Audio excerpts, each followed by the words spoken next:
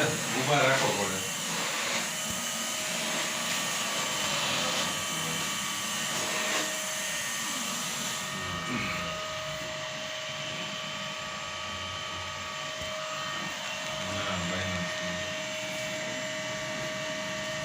હા પણ account verify કરાવી નાખજો બધા કેવાયસી કરાવવાનું બધું કરાવી લેપટોપમાં ચડાવતો વધારે આવે ઓમાંથી ચડી જાય પેલા મોબાઈલમાંથી. चलिए अभी हम अपनी माइनरी को अपने हाई वेस को डैशबोर्ड के ऊपर देखते हैं। यहाँ पर आप देख सकते हैं कि टोटल 6 कार्ड चल रहे हैं और 6 के 6 कार्ड के अंदर आपको 41 के एबव आपको हैशरेट मिल रही है। सिर्फ एक कार्ड के अंदर आपको 40 के एबव हैशरेट मिल रही है, लेकिन ओवरऑल देखा जाए तो 41 के एबव ही है। और सभी कार्ड का टेम्परेचर है बिल्कुल नॉर्मल है, 55 डिग्री टेम्परेचर है।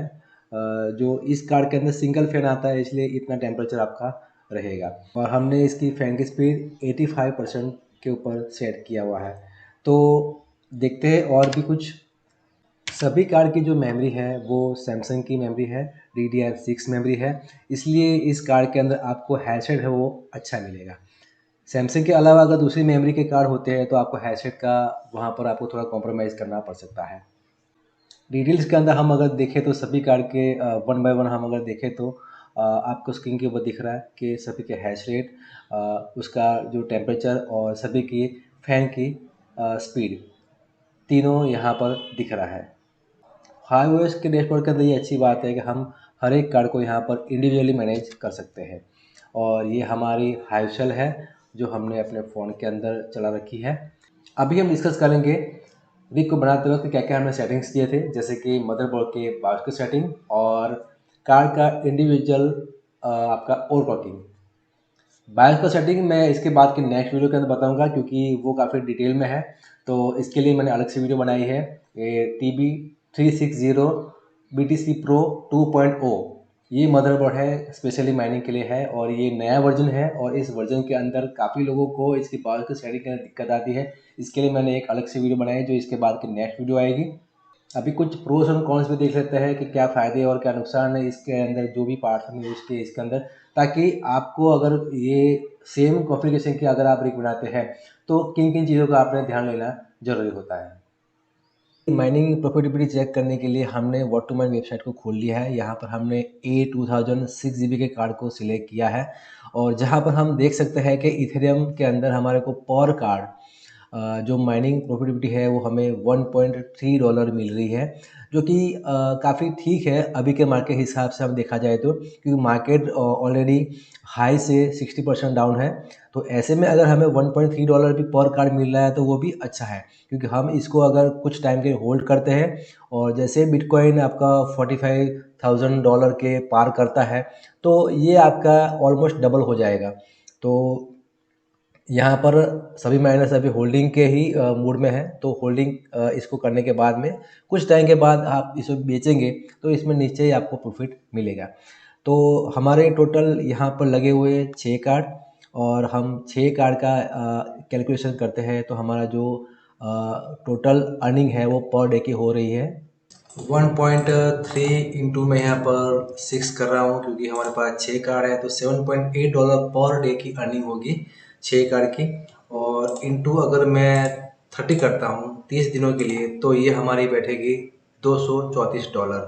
अगर हम इसे इंडियन रुपीज़ में कन्वर्ट करते हैं तो 80 रुपये का डॉलर अगर लगाता हूँ तो ये बनेगा आपका 18,720, क्योंकि अगर आप गूगल में सर्च करोगे तो डॉलर का रेट यहाँ पर 75 रुपीज़ दिखाएगा, लेकिन आपको बाइनेंस के ऊपर पीयर टू पीयर के अंदर 80 रुपया रेट मिलता है $1 का। तो तकरीबन ये अर्निंग आपकी 19,000 रुपया पर मंथ होती है 6 कार्ड की। तो इस वीडियो के अंदर हम इसे 20,000 मांग के चल रहे हैं, क्योंकि इथेरियम अभी काफ़ी कम प्राइस में है, थोड़ा सा अभी ऊपर जाता है तो ये एवरेज आपका 20,000 बन जाएगा। अभी हम टोटल कॉस्टिंग देखें इस रिग की तो 4,40,000 रुपया है और इनकम पर मंथ इसके अंदर से जो 6 कार्ड की इनकम आएगी आपको अभी के हिसाब से वो है 20,000 रुपया पर मंथ। और ROI हम अगर इसी मार्केट प्राइस के ऊपर हम कैलकुलेट करें तो आपकी 22 महीने में आपकी निकल के आएगी। और अगर आप डेप्रिसिएटेड वैल्यू अगर आपके रिग की लगाते हैं साथ में, यानी कि आप अगर कुछ महीने बाद के अंदर आप अगर रिग को बेचते हैं तभी भी उसकी आधी प्राइस भी अगर आप लगाते हैं तो आपकी 11 मंथ के अंदर आपकी ROI आएगी। और विथ स्टेकिंग और आपकी डेप्रिसिएटेड वैल्यू दोनों को अगर आप कैलकुलेट करें तो आपकी 8 महीने के अंदर ROI निकल के आएगी। ये एक आपकी स्ट्रेटेजी है कि आपने किस हिसाब से अपनी ROI को जल्दी रिकवर करना है। तो कुछ लोग स्टेकिंग करते हैं, कुछ लोग उसको ट्रेडिंग के अंदर इस्तेमाल करते हैं अपने जो भी रिवॉर्ड आया हुआ है उसका। तो ये एक अपनी अपनी स्ट्रेटेजी है, लेकिन हाँ, इस करंट मार्केट प्राइस के अंदर आपकी ROI है वो तकरीबन 20 महीने के अंदर आपकी निकल के आती है, अगर मार्केट प्राइस अगर चेंज नहीं होती है तो। मार्केट प्राइस इतनी तो रहेगी नहीं, आगे भी मार्केट रिकवर होगा और बढ़ेगा मार्केट तो आपकी ये ROI जल्दी निकल के आएगी, क्योंकि आज आपने जो रिवॉर्ड कमाया है माइनिंग से वो अगर आप कुछ महीने तक होल्ड करते हैं तो आगे जाके आपको वही आपके डबल या ट्रिपल भी हो सकते हैं। तो ये एक लॉन्ग टर्म बिजनेस के हिसाब से हम अगर देखें तो काफ़ी अच्छी रिग बनी है। और इसके अंदर जब तक इथेरियम की माइनिंग चल रही है तब तक एक अच्छा प्रॉफिट निकल के आएगा और तब तक इनका पैसा है वो रिकवर हो जाएगा। और आगे जाके जो भी कॉइन्स बाद में हम माइन करेंगे उसका अंदर भी अच्छा प्रॉफिट मिलेगा, क्योंकि A2000 कार्ड है वो बाकी कॉइन्स के अंदर भी अच्छा हैश रेट देते हैं। रिग में हमने क्या क्या पार्ट्स इस्तेमाल किए हैं वो देख लेते हैं। कार्ड हमने यूज़ किया है RTX A2000 कार्ड, 6 GB का कार्ड है जो कि 41 मेगाहर्ट्ज़ आपको इथेरियम के ऊपर देता है। दूसरा, इसमें पावर सप्लाई इस्तेमाल किया गया है स्पेशल पावर सप्लाई 24 वोल्ट का, जो कि दिल्ली से परचेज़ किया गया था, चाइनीज़ है। इसमें कुछ लिमिटेशन है, मैं आपको बाद में बताऊंगा इसका, क्योंकि हम जो रिग बनाया है उसके अंदर दो पावर सप्लाई इस्तेमाल किया है। एक तो नॉर्मल वाला पावर सप्लाई जो कि आप किसी भी नॉर्मल PC के अंदर इस्तेमाल करते हैं, 700-800 रुपये का आता है, और ये स्पेशल 24 वोल्ट का पावर सप्लाई है जिसके अंदर ये तकरीबन 35,000 रुपये का आता है। ये थोड़ा सा महंगा पड़ जाता है, इन्होंने फ्यूचर एक्सपांसन के लिए ये पावर सप्लाई खरीदा हुआ है, नहीं तो 6 कार्ड के लिए आपको 1000 वोल्ट के पावर सप्लाई इनफ होता है। उसके बाद में मदरबोर्ड इस्तेमाल किया गया है TB360 Pro 2.0, processor i3 9th generation और रैम DDR4 4GB। कूलिंग के लिए इसके अंदर RGB फैन का इस्तेमाल किया है जो कि लाइटिंग वाला होता है, देखने में काफ़ी आकर्षक लगता है, लेकिन इसकी कूलिंग कम है। उसके बारे में हम आगे बात करेंगे। उसके बाद में 10S के राइजर्स और पोर्टेबल पेन ड्राइव 32 GB की, और एक एक्स्ट्रा हमने जो पावर सप्लाई मैंने आपको बता दिया है कि इस्तेमाल किया है नॉर्मल पावर सप्लाई जो कि 400 वाट का होता है। अभी कुछ हम प्रोज एंड कॉन्स देख लेते हैं। सबसे पहले देते हैं हम फायदे। पहले तो कार्ड का फायदा, ये कार्ड इसमें काफ़ी कॉम्पैक्ट है, इसलिए आपकी रिग की जो साइज़ है वो बहुत ही कम रह जाएगी, और इसमें आवाज़ भी बहुत कम आती है क्योंकि सिंगल फैन का कार्ड है तो आवाज़ भी बहुत ही कम करता है। दूसरा, ये कार्ड सिर्फ 70 वाट बिजली का कंज्यूम करता है, तो बजट के लिए भी ये काफ़ी अच्छा है।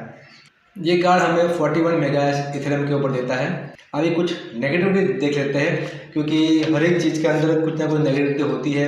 कार्ड अगर हमें 41 मेगाहर्ट्ज़ दे रहा है, छोटा कार्ड है, तो ये निश्चय ही इसको साफ करने में दिक्कत आती है, क्योंकि ये पूरी तरह पैक है। आप देखते हैं कार्ड चारों तरफ से बिल्कुल पैक है, सिर्फ एक ही जगह से इसके अंदर हवा जाएगी और एक जगह से हवा निकलेगी। तो अगर अंदर घुसी हुई धूल को हमें साफ़ करना है तो बहुत ही मेहनत लगेगी, तो साफ़ करना इस कार्ड को बहुत ही दिक्कत वाला है। दूसरा, एक कार्ड कॉम्पैक्ट है, इसलिए अगर 3 साल की वारंटी है तब तक के लिए ठीक है कि वारंटी में है, तब तक कंपनी उसको रिपेयर करके देगी या रिप्लेस करके देगी।